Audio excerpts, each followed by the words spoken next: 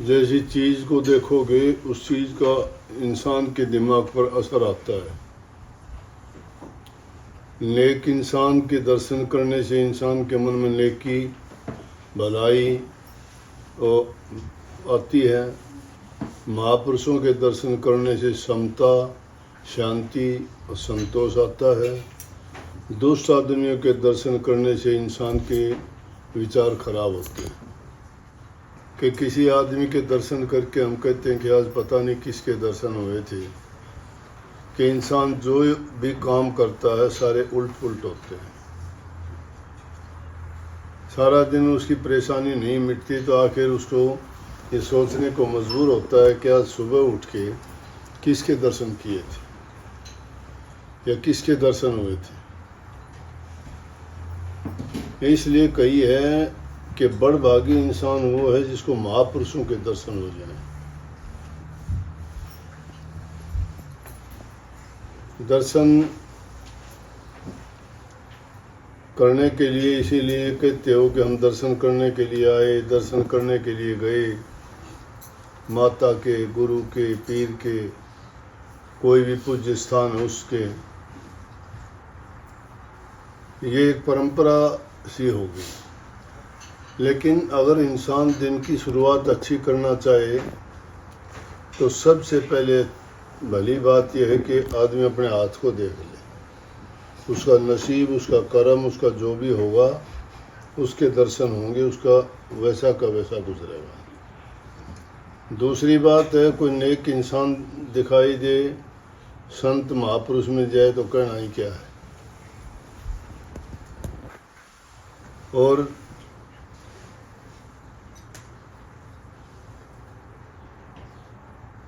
किसी दुष्ट आदमी के दर्शन करने से बचना ही चाहिए, क्यों फिर कोई अच्छा नहीं होगा। ये कुदरत का कुछ नियम ही ऐसा है, ये हमारे बनाए हुए भी नियम हैं। दुनियादारी के नियम भी कच्चे नहीं हैं। दादू साहब के पास में दो आदमी गए, सर मुंडवा रखा था और दादू साहब के सिर में उन्होंने यूं, इसको हम टोला कहते हैं, वो मार के कहने लगे दादू साहब का डेरा कहाँ है। दादू साहब खुद थे, कहने लगे यही है। उनको पता ही नहीं था। कुछ देर के बाद में वो जाके बैठ गए। दादू साहब जब वापिस आए पूछा, वो बड़े हैरान हो गए कि हमने तो इनके साथ गलत सलूक किया था, ये तो दादू साहब ही हैं। कहने लगे भाई कोई बात नहीं, घबराओ ना, कोई आदमी दो पैसे की चीज़ लेता है वो बजा के देखता है उसको। इनका शिष्य था रजब, इनके पास रहता था, सेवा करता था। जवान उम्र हुई उसकी, घर वालों ने उसकी शादी तय कर दी। दादू साहब के पास आके कहने लगे दादू साहब लड़के को भेजो, शादी लायक हो गया। बोले भाई ले जाओ। ले गई। शादी की सारी तैयारियां हो गई, सब रिश्तेदार इकट्ठे हो गए। मौजूद आदमी दूसरे जो भी शादी में जाने थे बारात के लिए तैयार हो गए।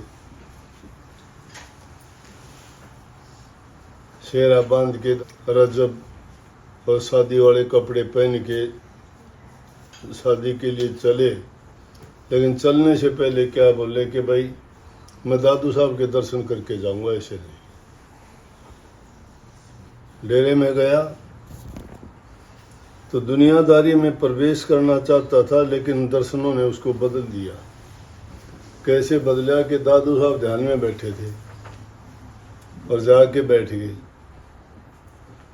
कहने लगे उसके माँ बाप, अरे शादी में देर हो रही है, दर्शन तेरे हो गए, चल अब तू। बोला मेरे तो दर्शन हो गए, दादू साहब ने मुझे तो नहीं देखा है। जब तक ये समाधि से उठ के मैं इनको नहीं देख लूँगा, मिल लूँगा, दर्शन तो मुझे तो हो गए, लेकिन उन्होंने नहीं देखा, फिर चलूँगा।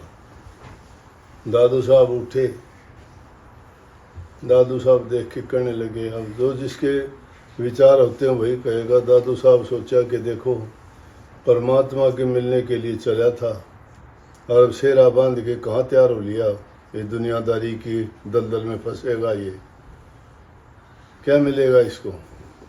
जब कहने लगे रजब तूने गजब किया और क्यों सिर बांधा मोड़, साल्या था तू हरी मिलन को करी नरक में ठोड़। ये बात कहते ही अगर वो दर्शन करने नहीं जाता तो ये बात तो नहीं कहते। ये बात कहते ही रजब बोला भाई मैं तो नहीं जाऊंगा, शादी नहीं करूंगा, जाओ तुम यहाँ से, बरातिया ने बोले। उसके माँ बाप बोले दादू साहब समझाओ इसको। दादू साहब भी बोले ना जी, वो दूसरा लड़का उसकी शादी कर देंगे, मैं नहीं करवाऊंगा, मेरे छोटा उसकी शादी कर लो, मैं शादी नहीं करूंगा। आप कि मैं गलती करने चला था, सुधार कर लिया, उसने शादी नहीं की। तो पूरी जिंदगी लोग कहते रहे, उसने वो बाणा नहीं उतारा शादी वाला। लोग कहते रहे ये तो ये है, ये बाणा पहने फिरता है और दिखाना चाहता है कि मैं चाहता कि हूँ, ये हूँ, वो हूँ, लेकिन इसको नहीं उतारता, इतना सुंदर पहने फिरता है। दादू साहब को तो पता ही था। एक दिन उनको लेके चल पड़े शिष्यों को, चलो। एक नाला था, उसको पार करने लगे, उसमें कीचड़ था। इधर उधर से गए सेवक भागे कि कुछ ऐसा कर दें कि गुरु जी के पाँव कीचड़ में नहीं टिके। कोई कुछ लेने के लिए दौड़ा, कोई कुछ, लेकिन रजब उस कीचड़ में खुद पड़ गया उन कपड़ों को पहने हुए। तो दादू साहब को बोला मेरे ऊपर पैर रख के पार कर लो। पार करके उन शिष्यों से कहने लगे देखो तुम बार बार कुछ सोचते थे, कहते थे, बातें बढ़ाते थे ना दूर दूर कि शादी वाला चोला नहीं उतारा, इसको अहंकार है, फलाना है, ये इतना अच्छा लगता है इसलिए नहीं उतारता। कि इसका चोले से प्रेम नहीं है, इसका गुरु से प्रेम है। तो ये दर्शन करने का महत्व था। रजब का जीवन बदल गया, बहुत बड़ा फकीर बना दादू साहब के बाद में। सुंदरदास उनके बाद में गुरु के गद्दी वो हुए, लेकिन रजब भी बहुत उच्च कोटि के फकीर हुए। दूसरी बात दर्शन करने की, एक स्त्री का पति गुजर गया।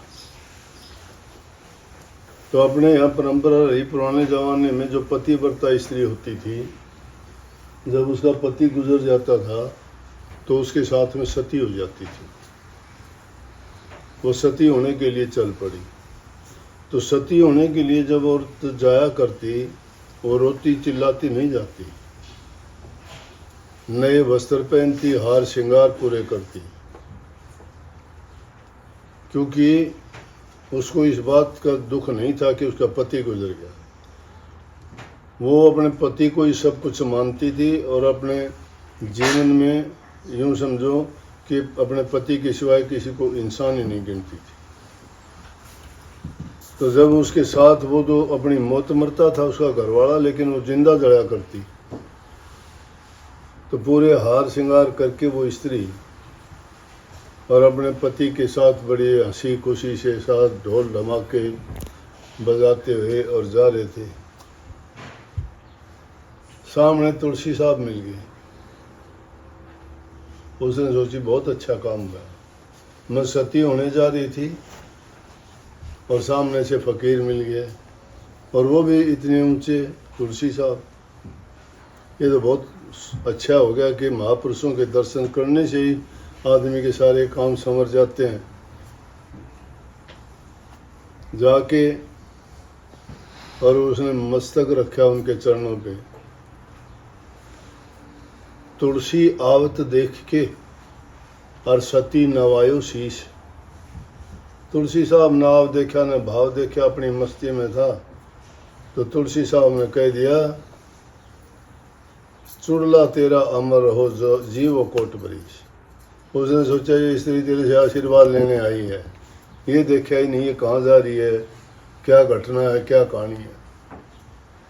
तुलसी आवत देख के सती नवायो शीश, चुड़ला तेरा अमर है जीवो कोट बरीश। तुलसी साहब ने कहा।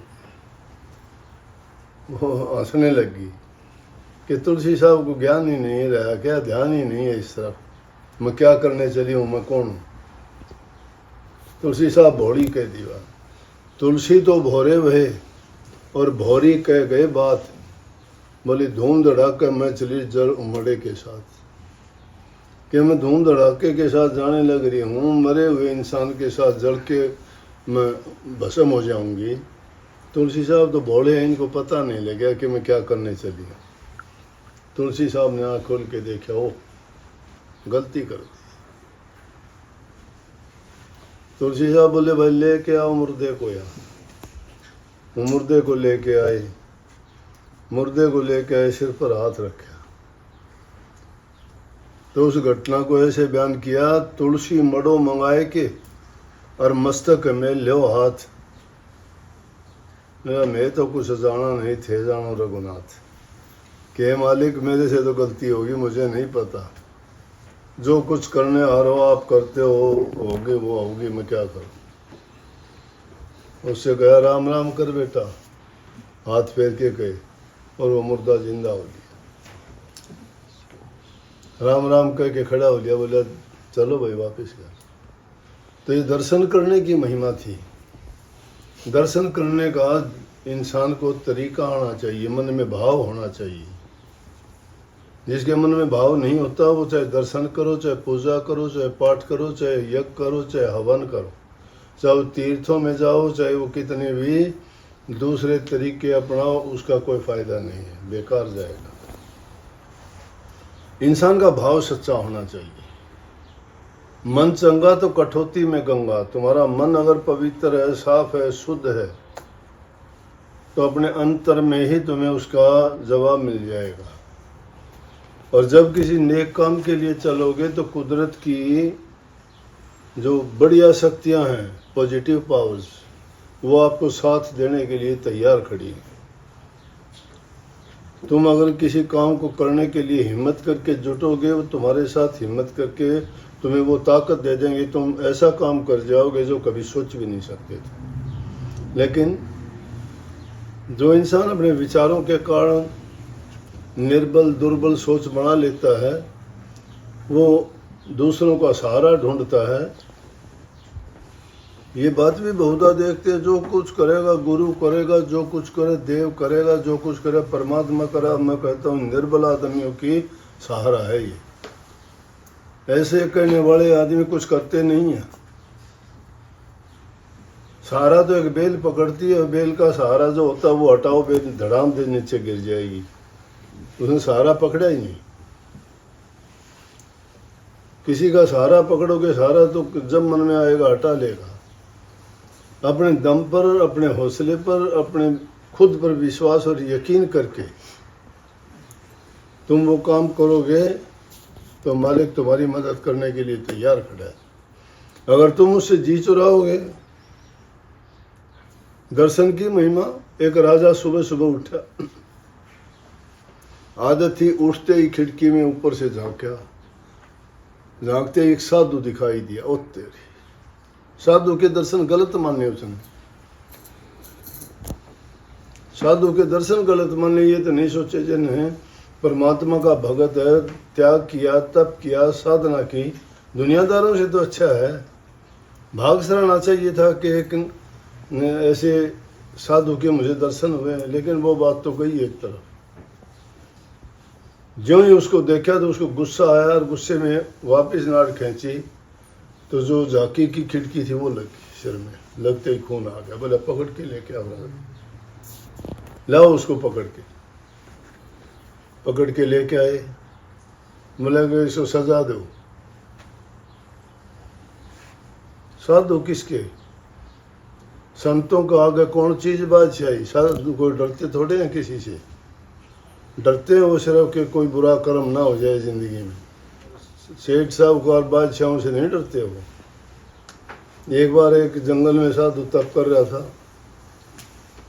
तप करते हुए इतनी देर में एक बादशाह आ गया, सेना ले रखी, वो अपने मस्त बैठे। आके राजा अपने अहंकार में बोला कि कौन है तुम? बोला तुम कौन है? बोला मैं राजा हूँ। बोला मैं भी राजा हूँ। बोला तू कैसा राजा? बोला तू कैसा राजा? वो कहने लगा मेरे पास सेना है, मेरे पास खजाना है, मेरे पास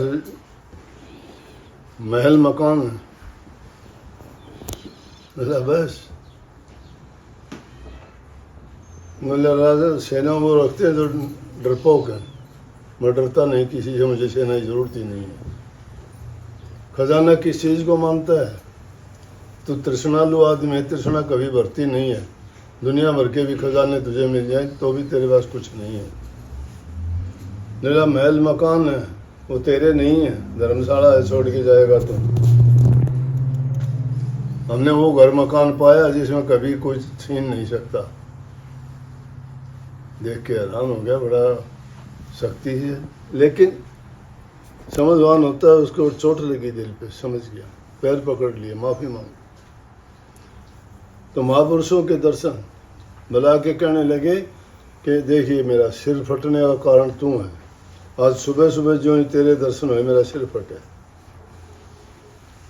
बोला तो फिर तो बहुत गलत काम हो गया राजा। बोले क्या? बोला मेरे से तो तेरे दर्शन गंदे हैं, अब तेरे दर्शन मुझे भी हुए हैं, तेरे दर्शन करने से मुझे सजा मिलेगी। नहीं, मैं तो दुनिया में ऐसे ही फिरता हूँ। तो दर्शन जिस चीज़ के भी होंगे, उसके विचार, उसके ख्यालात, वहाँ के हालात, और जैसा वहाँ का वातावरण होगा वैसे ही हमारे विचार हो जाएंगे।